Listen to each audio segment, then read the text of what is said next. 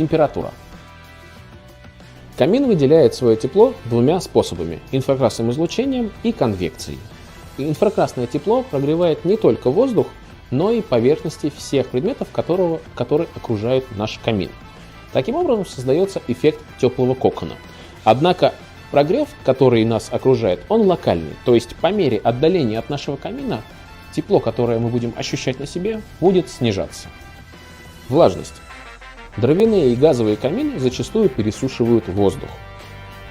Огонь потребляет кислород, а высокая температура ускоряет испарение влаги. Существуют также электрические камины, о которых мы редко говорим. Что касается только для электрических каминов, они никак не влияют на влажность, а даже более скажу, у некоторых моделей есть встроенные парогенераторы, поэтому они наоборот обогащают и улучшают микроклимат в нашем помещении.